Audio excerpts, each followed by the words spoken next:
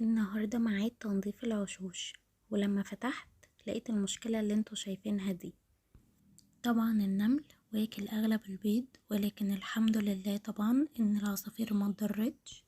ففي الفيديو ده هنتعلم ازاي الطريقة الصحيحة لتنظيف العشوش، وكمان ايه اقوى مبيد ممكن نستخدمه للنمل وللسوس وحشرات الريش كلها.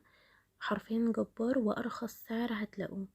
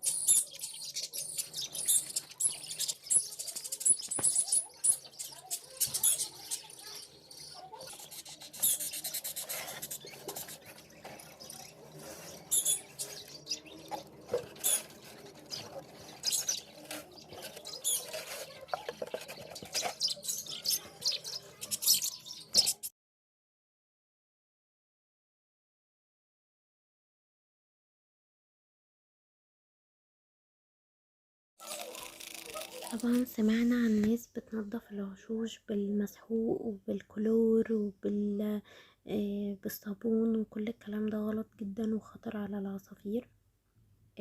احنا ما بننضفش غير بالملح بس، وفي ناس بتستخدم خل وده ما فيهوش حاجة برضو. ولكن الملح زي ما انتوا شايفين كده علشان بيبقى حبيبات كمان خشنة، فهو بيعقم وفي نفس الوقت بينضف كويس جدا. وبنستخدم اي فرشة مش محتاجينها، فرشة اسنان تكون نظيفة طبعا، وبنبتدي ان احنا ننضف بيها كده.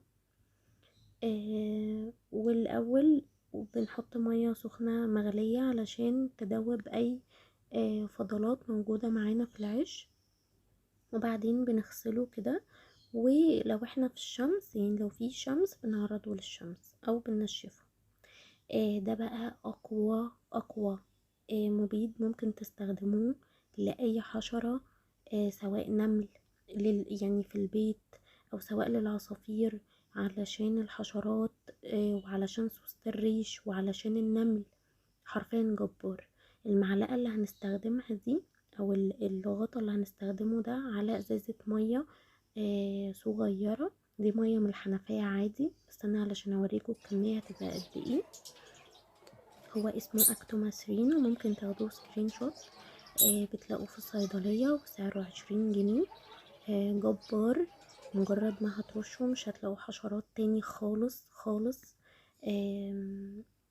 بيقعد معاك بقى، او بيقعد لغاية ما تغسل العش المرة اللي بعدها، ولازم ترش تاني، يعني في كل مرة هتنضف العش بترش كده.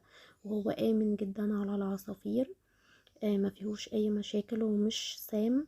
لان في ناس كتير كانت بتحط مبيدات حشرية على العشوش، ودي طبعا مشكلة كبيرة جدا وهتؤدي لتسمم واختناق للعصافير. فطبعا لا، ده آمن جدا ومجرب، وانا ما بستغناش عنه حرفيا. حتى لو عندك مشكلة مع النمل في اي مكان في البيت، تقدر ترشه. لا، فظيع. بعد ما غسلنا الدرج بتاع العش، هنبتدي كده نرش شوية، وبعد كده هنحط نشارة خشنة مش ناعمة، لان الناعمة ممكن ياكلوها او حاجة فهتبقى خطر عليهم جدا. النشارة اهميتها ان هي بتمتص كل الفضلات بتاعة العصافير، وكمان في الشتاء بتدفيهم جدا زي ما انتوا شايفين كده. ولو الفيديو عجبكم ما تنسوش تعملوا سبسكرايب ولايك وتفعلوا الجرس، واشوفكم على خير الفيديو الجاي.